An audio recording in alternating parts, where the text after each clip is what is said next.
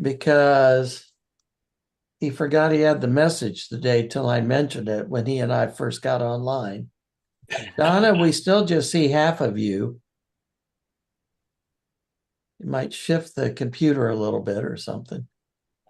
Yeah, so fortunately he was prepared. Good. Kind of. So,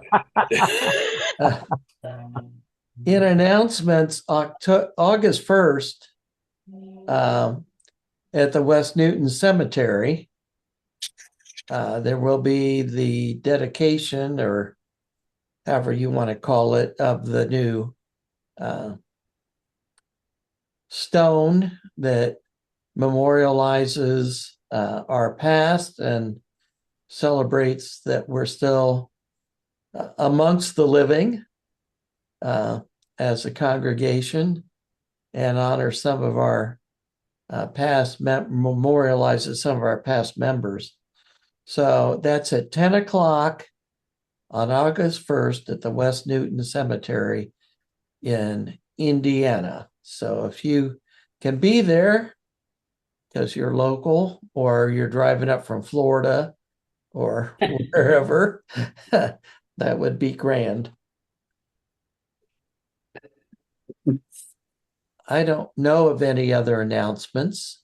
I've not been given any. So we can, announcing that Dan and Sylvia are on their way to Minneapolis to visit family. And so they won't be with us this morning. What happened at their yearly meeting? At what yearly meeting? Wasn't she going to a yearly meeting where there was discussion of whether or not to depart from FUM? Maybe in Iowa? Oh, Dave, you're muted. And I think Dale was having a similar situation.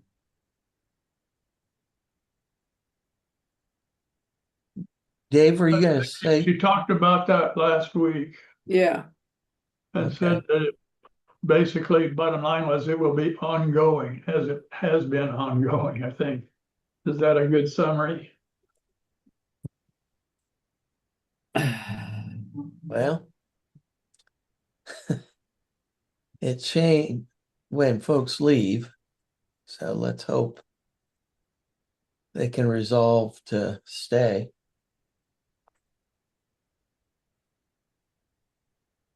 I don't ever quite get all the Quaker divisions at times. My friend Tom Newland in Plainfield, who used to be clerk of the Plainfield meeting, said we Quakers get along with everybody except other Quakers. So sometimes that's too true. I have always had a hard time understanding that either. But one of the good things about being a Quaker was that you could have different thoughts, feelings, attitudes, beliefs, and still not criticize each other for it necessarily. Or certainly being judgmental of it.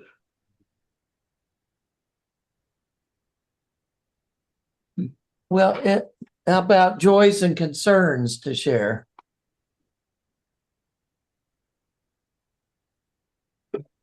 Just to let you know, Steve and Lynn are not here. Steve hasn't been feeling good for most of the last week. And so they ask for prayers. A joy for me is being back home after being gone for a couple of weeks, and it was a great trip. But I'm happy to be home. Is he? Yeah, we drove about 1,000 miles when we went from the LA area to Sacramento, across to Santa Rosa, and then down to Monterey Bay, where it was bright and sunny for one day. And then it got cloudy and the highs were in the low 60s and cool winds. And I don't mean breezes, cool winds off the ocean. And I didn't bring a jacket. I thought I was going to freeze it. I bought a sweatshirt down there. And the food was terrible at Pacific Yearly Meeting. Unlike Western Yearly Meeting used to have really good food at yearly meeting sessions because a lot of the farm wives prepared it back in the day. We did have good Armenian food? on the wharf. What? Donna? We did have good food on the wharf, and we watched the seals and the cormorants and the otters. Yeah. And you enjoyed the museum. Yeah. Get any Armenian food? I'm sorry? Did you get any Armenian food? No, we weren't in LA that long, Uh, just a few days. And folks had meals planned for us where we were going. And Whittier meeting had a meal after I spoke there. And when we got to Santa Rosa, they had a little wedding reception for us after the fact. So about 40 people showed up and they had a big cake, nice. everything. That was quite a nice trip. But yeah, we're both happy to be back home. And to see Ron.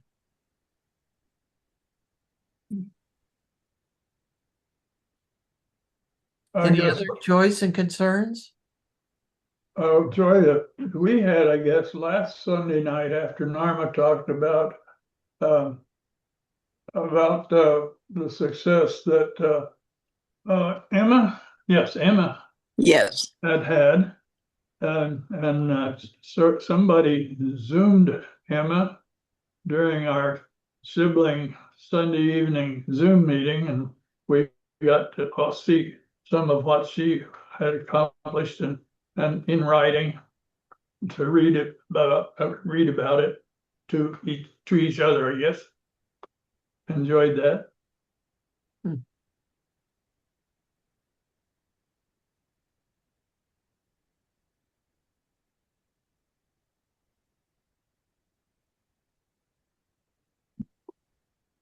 Hi, Stan.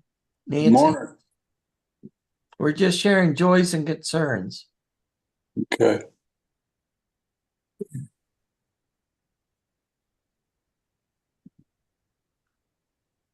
Well, let's celebrate the joys of homecoming and then traveling to see friends like Dan and Sylvia and family.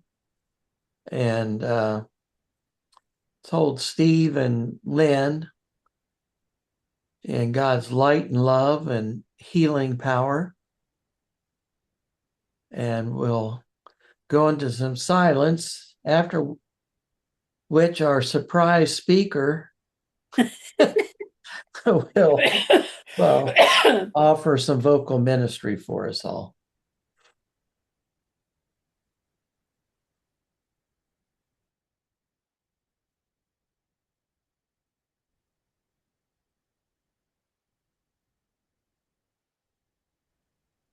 I'm an actor, but I'm not very good at improv. After I gave my message last month, I was up at Troy's and I said, about this month, what's important?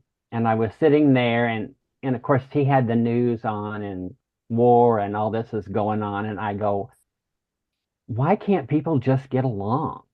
And then I said, that thing about loving your neighbor or treating your neighbor as you would treat yourself. And I thought, well, that's what I'll do it on. How we're treating our neighbors. Are we good neighbors or are we bad neighbors? And I was thinking of that, and I had to go downtown to protest the data center that they're trying to put in Canby. And the guy that took me down there said, "Oh, sign up because you'll want to say something." And I'm like, "Okay, I can say something." And I warn you right now, this is going to be an Aunt Betty story, which is appropriate since next Saturday we will be having a memorial service for her. So this is kind of my tribute to Aunt Betty also. Um, I went downtown and I signed up, and all these people that were getting up to talk about the data center, they were all so prepared. They had all these little cards and they just got up there and read them. And I'm like, "Oh, I'm not prepared." And so when I got up there, when they called me to get up and say something, I go, "I'm not prepared." All these other people take the time to write everything down, and I'm just standing here. But my question is, do unto others as you would have others do unto you. If you don't want that data center in your backyard, why would you put it in mine? And people clapped, and I went and sat down, and they go, "Oh, that was good. That was good. Somebody needed to tell them that." But that's the first start of my tale of loving your neighbor. So I went home and thinking that was good, and I looked up to see, are we the only ones that believe in loving your neighbor? And I Googled this. The Bible emphasizes the command to love your neighbor as yourself. This principle is highlighted in several verses, notably in Mark 12:31, which states, "You shall love your neighbor as yourself. There is no other commandment greater than these." This teaching is rooted in the Old Testament as well as specifically in Leviticus 19:18, which instructs, "You shall not take vengeance or bear a grudge against the sons of your own people, but you shall love your neighbor as yourself. I am the Lord." Well, that's us. And then I Googled and found, do other religions feel that way? And it said, yes, many religions emphasize the principle of loving one's neighbor. The concept is not exclusively to Christians and is found in various forms across multiple faiths. So I'm thinking, okay, I'm going to look at all those, which I have in my notes, and we'll talk about how each religion says that, but apparently we're not doing it worldwide. I don't know. Anyway, I'm watching the news, and there was this piece on about the Odyssey, and they interviewed the two people that starred in it. And now I read the Odyssey, and the only thing I remember about it was the old dog. But she said, the girl the actress, I don't remember her name, said that we need the Odyssey today because we need to follow Zeus's laws, and we don't do that. And it turns out that Zeus's laws is love thy neighbor. And so that's why she felt this was so relevant, and because we don't do it. In Judaism, the core commandments is to love your neighbor as yourself, highlighting the importance of community and compassion. Islam teaches the value of compassion and kindness toward others, encouraging believers to treat their neighbors with respect and love. Buddhism and Hinduism both promote the idea of loving kindness and compassion towards all beings, which aligns with the notion of loving one's neighbor. The golden rule is often expressed as treat others as you wish to be treated, the universal ethical principle found in many religions. Okay, we all know it. We've all got them we've all got it in our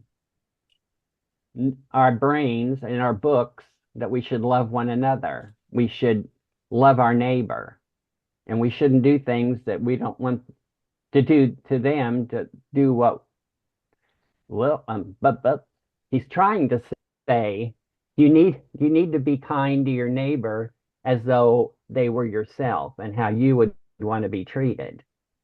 Now, I have wonderful neighbors here on the compound, and I have no trouble with the people.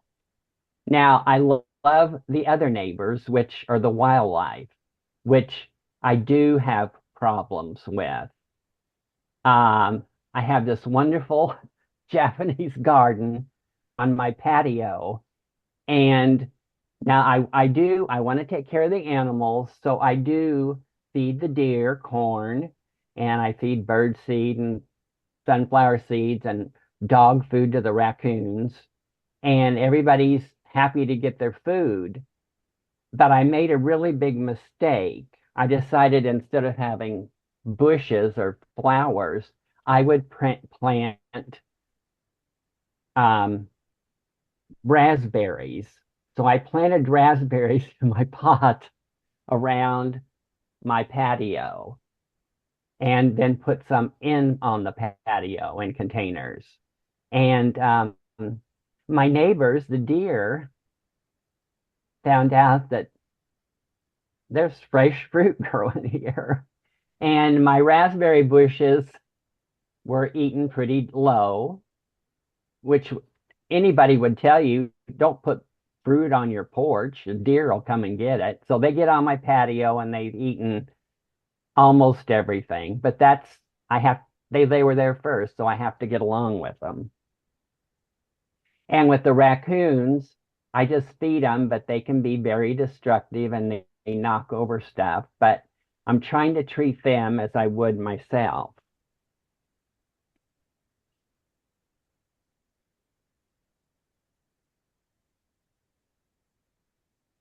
Oh, here's what I found about the Odyssey. By far, the most important concept to grasp in the Odyssey is the idea of Zeus' law, or the golden rule. It is mostly fundamental as the idea of ritual hospitality. In other words, treat people as you would have them treat you. It's all around us, and when we're not doing it. I mean, I'm not saying you people don't do it, but as a whole, the world isn't doing it. Which brings me to my parable, the sheep and the goats. The principle of the sheep and goats illustrates a final judgment, emphasizing the separation of the righteous from the unrighteous. This parable, found in the Gospel of Matthew 25:31 through 46, depicts a scene where Jesus, as the king, separates people into two groups, the sheep on his right and his goats on the left.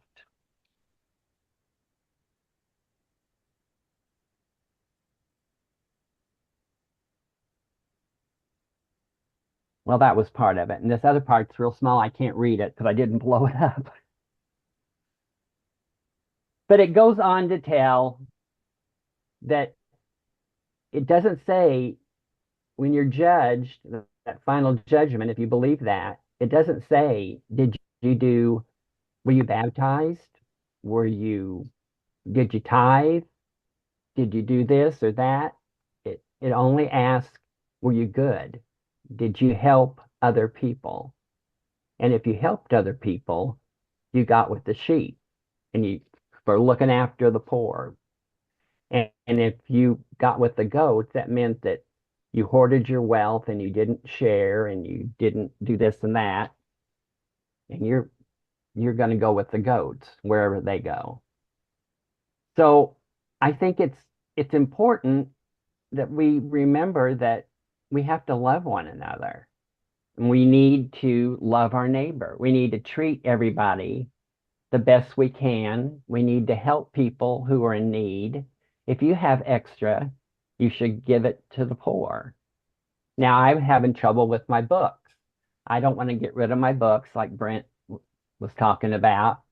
And I found out the lady at the 4-H, they have a book sale with their stuff, and they sell the books for $1 a piece. And I thought, well, there it is. I don't need to take it to half price books. I need to donate it to the 4-H club, and they can sell them for $1 a piece. And I have some really nice books, so that worked out. As for the deer and the raccoons, I just have to do the best I can. I did buy some plants that are supposed to keep deer away from things because the deer eat my trees and everything. So I don't want to hurt them. I still want to feed them, but I want them to stay off my patio. So I'm hoping that the natural way to keep them away from me is that. I'm really sorry my message was so messed up today. I'll try to do better the next time. Um, it's just something to think about. I mean, we really need to help one another. And things are hard for people now. Um, their bills, their people are homeless. We need to do more. We need to encourage our politicians to do more. I mean, I can't believe how much money we're spending on war, and yet people here are hungry. It's just crazy. And well, I'll still be back out protesting the data center and trying to keep the deer and the raccoons under control. And I guess we'll go into quiet time now since I've run out of things to say. Again, I'm sorry. May the light of God surround you. May the love of God enfold you. May the power of God protect you. And may the presence of God watch over you. For wherever you are, God is.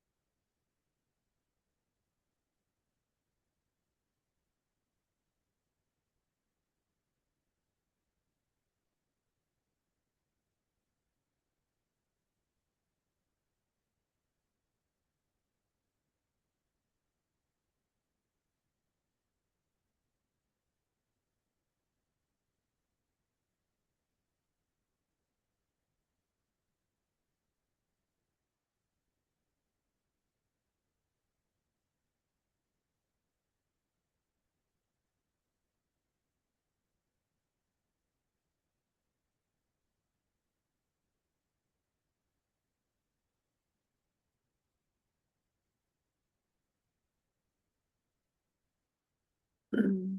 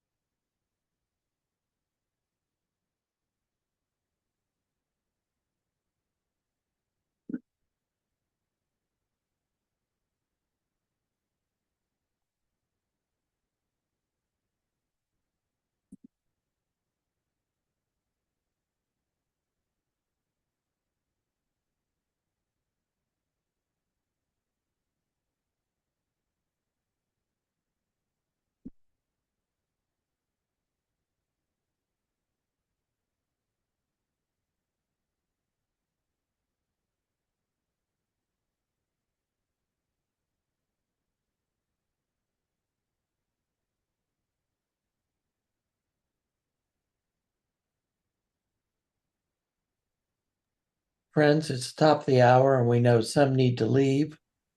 But for those who can stay, we'll continue with additional on-program worship.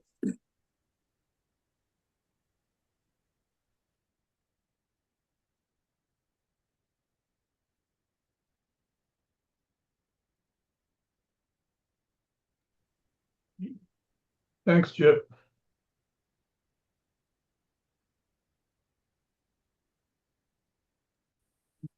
Thanks, Chip. It was actually very good.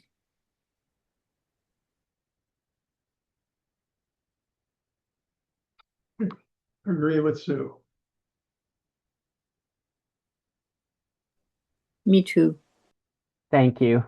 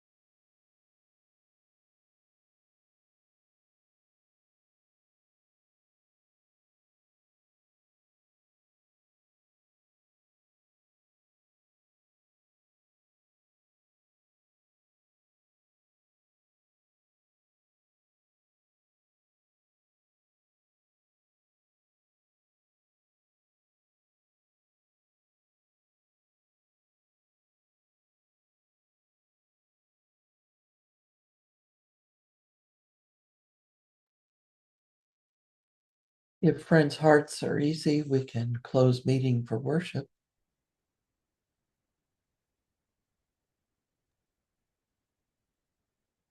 Thanks, Chip.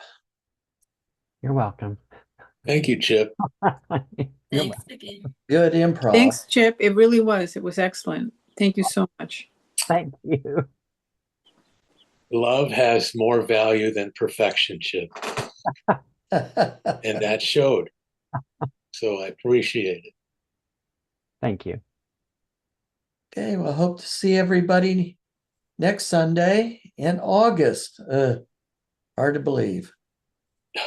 Talk to you soon. Bye. Bye. Bye. Bye.